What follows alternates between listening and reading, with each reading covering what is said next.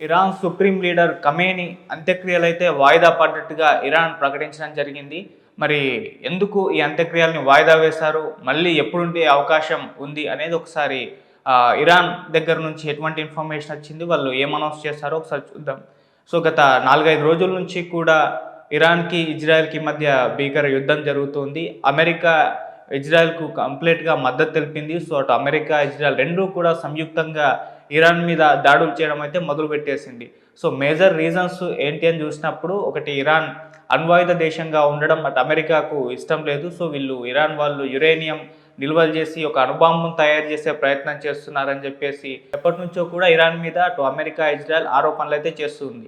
So అటు Iran అణ్వాయుధ దేశం కలిగి ఉంటే ఇజ్రాయెల్‌కు ముప్పు అని చెప్పేసి అటు బెంజమిన్ నెతన్యాహు కూడా భావించడం జరిగింది. సో అలా ఇరాన్ వైఖరిని అణ్వాయుధాలని తయారు చేసే దీన్ని ఇజ్రాయెల్, అమెరికా ముందు నుంచి కూడా వ్యతిరేకిస్తూ రావడం జరిగింది. సో పలుమార్లు హెచ్చరిస్తూ ఇరాన్‌ని దాడులకు కూడా పాల్పడడం జరిగింది ఇజ్రాయెల్. సో గతంలో కూడా ఇజ్రాయెల్‌కి, ఇరాన్‌కి మధ్య పరస్పర దాడులు కూడా మనం చూసాం. అయితే ఈ నేపథ్యంలో కొన్ని చర్చలు ఇవన్నీ కూడా జరిగాయి. ఇరు దేశాల మధ్య ఖతర్ వేదిక కూడా చర్చలు జరిగాయి. కాకపోతే ఈ చర్చలేవి కూడా ఫలించలేదు. దాంతో అటు అమెరికా అండ్ ఇజ్రాయెల్ 2 కలిసి ఇరాన్ మీద దాడులకైతే దిగింది. అయితే ఇంకో రీజన్ కూడా ఉంది. అటు అణ్వాయుధ దేశంగా ఉండడం ఇష్టమే కాకుండా ఇంకోటి కూడా ఉంది. అదేంటంటే ఇరాన్‌లో ట్రంప్ చెప్పే విధంగా ఒక పాలకుడు ఉండాలి. ట్రంప్ కంట్రోల్‌లో ఇరాన్ ఉండాలి అన్న భావన అటు ట్రంప్‌లో ఉండడం.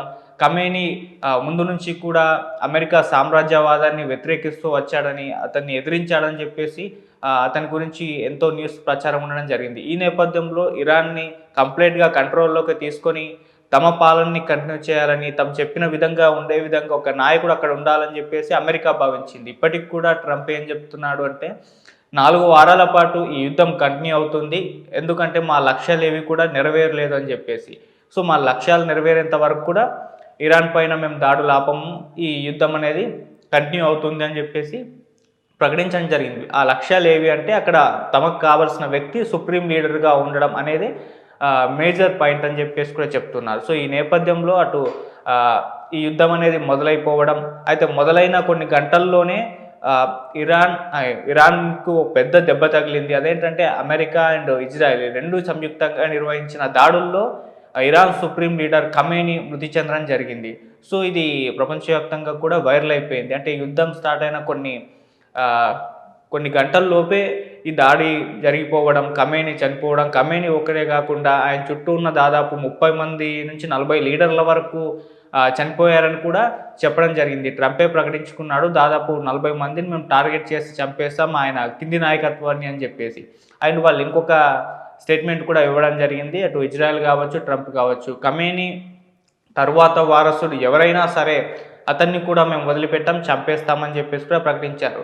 అయితే ఇప్పుడు ఖమేనీ చనిపోయిన తర్వాత అతని వారసుడిగా ఇరాన్ సుప్రీం లీడర్‌గా ఖమేనీ రెండో కొడుకు ముజ్తబా ఖమేనీని కూడా నియమించడం జరిగింది.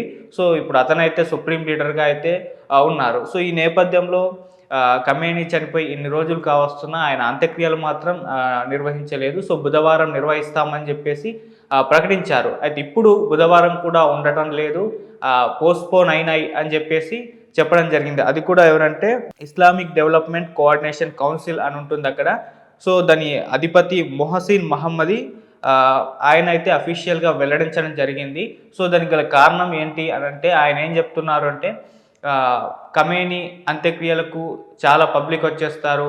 ఎక్కువ మొత్తంలో ఈ ర్యాలీ జరుగుతూ ఉంటుంది. సో ఇప్పుడున్న యుద్ధ పరిస్థితుల నేపథ్యంలో అటు పరస్పర దాడులు జరుగుతున్నాయి ఇజ్రాయెల్‌కి, ఇరాన్‌కి మధ్య. సో ఇటువంటి టైంలో ఇంత పబ్లిక్‌ని గ్యాదర్ చేసుకొని ఖమేనీ అంత్యక్రియలు నిర్వహించడం అనేది అంత పాసిబుల్ కాదు. ఇది వాళ్ళకు ఇజ్రాయెల్‌కి కాస్త మళ్ళీ అటాక్ చేయడానికి ఏమన్నా స్కోప్ ఉంటుంది. సో అందుకోసం అని చెప్పేసి అంత్యక్రియల్ని వాయిదా వేస్తున్నట్టుగా కూడా ప్రకటించడం అయితే జరిగింది. సో ఆ రకంగా పెద్ద ఎత్తున పబ్లిక్ వస్తారు, గ్యాదర్ అయిపోతారు చాలా పబ్లిక్ అని చెప్పేసి ఒక కారణంతో ఈ అంత్యక్రియల్ని వాయిదా వేస్తున్నట్టుగా చెప్పడం జరిగింది. అయితే ఆయన అంత్యక్రియల్ని ఆయన జన్మించిన మషాద్ పట్టణంలో పూడ్చాలని చెప్పేసి నిర్ణయించి భౌతిక కాయాన్ని కూడా అక్కడికే షిఫ్ట్ చేయడం జరిగింది. సో వాళ్ళ సొంత పట్టణంలోనే ఆయన అంత్యక్రియలు జరుగుతాయని చెప్పేసి కూడా ఈయన ప్రకటించడం అయితే జరిగింది. సో ఈ మొత్తం అంత్యక్రియలకు సంబంధించి దీన్ని చూసుకుంటుంది మాత్రం ఈ మొహసీన్ మొహమ్మది అని చెప్పేసి ఈ వ్యక్తే దీని మొత్తాన్ని కూడా ఆర్గనైజ్ చేస్తూ ఈ అంత్యక్రియలు నిర్వహిస్తున్నట్టుగా కూడా ఆయన చెప్పడం జరిగింది. సో ఆయనే మీడియా ముఖంగా మాట్లాడి ఇలా పబ్లిక్ ఎక్కువ గ్యాదర్ అయిపోతారు, అందుకోసమే పోస్ట్‌పోన్ చేస్తున్నాం. త్వరలో ఎప్పుడు అంత్యక్రియలు ఉంటాయో అని చెప్పేసి ప్రకటిస్తాం. దీనికి టైం పట్టొచ్చు. కాస్త పరిస్థితులు బాగయిన తర్వాత చేసే అవకాశం ఉండొచ్చు అని చెప్పేసి కూడా ఆయన కామెంట్స్ చేయడం అయితే జరిగింది. సో ఈ నేపథ్యంలో వాళ్ళ సొంత పట్టణానికే ఆయన భౌతికాయాన్ని కూడా షిఫ్ట్ చేసినట్టుగా కూడా ఆయన ప్రకటించేసుకున్నారు. సో ఇది ప్రెజెంట్ కండిషన్ ఇరాన్‌లో చూసుకుంటే ఖమేనీ అంత్యక్రియలు అయితే పోస్ట్‌పోన్ అయినట్టుగా అఫీషియల్‌గా కూడా చెప్పడం అయితే జరిగింది. అయితే ఎప్పుడుంటుందో అనేది దానికి ఇంకా క్లారిటీ అయితే ఇవ్వలేదు. మరి యుద్ధం అయితే ఇంకా కంటిన్యూ అయ్యే అవకాశాలు కనిపిస్తున్నాయి. ఎందుకంటే ఇంతకుముందు చెప్పుకున్నట్టు అమెరికా 4 వారాల పాటు యుద్ధం ఆగదు అని చెప్పేసి చెప్తుంది. అయితే చర్చలకొస్తే లొంగిపోతే ఈ యుద్ధం ఆగిపోయే పరిస్థితులు ఉన్నప్పటికీ అక్కడ ఇరాన్ తమ సుప్రీం లీడర్ ఖమేనీ చావుకు ప్రతీకారం తీర్చుకుంటామని చెప్పేసి వాళ్ళు కూడా ప్రకటనలు ఇచ్చేశారు. మేము వదిలిపెట్టాం, ఇప్పటివరకు మీరు చూడని ఆయుధాలతో మీ మీద విరుచుకుపడతాం, అసలు చర్చలు లేవు, లొంగిపోవడం లేదు అని చెప్పేసి ఇరాన్ కూడా ప్రకటించేసి ఇజ్రాయెల్‌కు, అటు అమెరికా ట్రంప్‌కి వార్నింగ్లు ఇచ్చారు.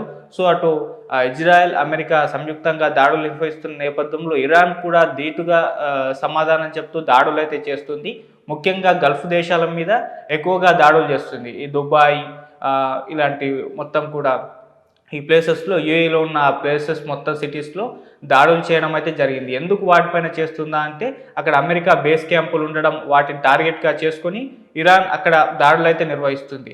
అయితే ఇది యుద్ధం ఎంతవరకు వెళ్తుందో అయితే తెలీదు. ఒక పక్క అమెరికా ట్రంప్ పైన ప్రెషర్ పెరుగుతుందని కూడా చెప్తున్నారు. ఇరాన్ ఈ వైపున అంటే ఇజ్రాయెల్ అమెరికా మీద దాడులు ఎక్కువగా చేయకుండా గల్ఫ్ దేశాల మీద దాడులు చేయడంతో గల్ఫ్ దేశాల వాళ్ళు కూడా కాస్త అంటే మా మీద అటాక్స్ చేస్తున్నారని చెప్పేసి దీన్ని ఆపాలని, అది ఇజ్రాయెల్‌కు మాత్రమే అమెరికా రక్షణ ఇస్తుంది, గల్ఫ్ దేశాలకు ఇవ్వట్లేదు అన్న ఒక ప్రెషర్‌ని ట్రంప్ మీద పెడుతున్నట్టుగా కూడా చెప్తున్నారు. ఆ నేపథ్యంలోనే యుద్ధాన్ని సాధ్యమైన తొందరగా ఆపే ప్రయత్నం చేయాలని చెప్పేసి కూడా వాళ్ళు కోరుతున్నారు. అయితే యుద్ధం ఇప్పుడు ఆగుతుందా లేదా అనేది ఇప్పుడున్న పరిస్థితుల్లో ఆగే అవకాశం లేదన్నట్టుగా కూడా తెలుస్తుంది. సో మా లక్ష్యాలు ఇంకా నెరవేరలేదని చెప్తే ఇప్పుడు ముజ్తబా ఖమేనీ అక్కడ సుప్రీం లీడర్‌గా ఉన్నాడు. సో ఆయన కూడా అమెరికాని, ట్రంప్‌ని ఎదిరించే వ్యక్తి.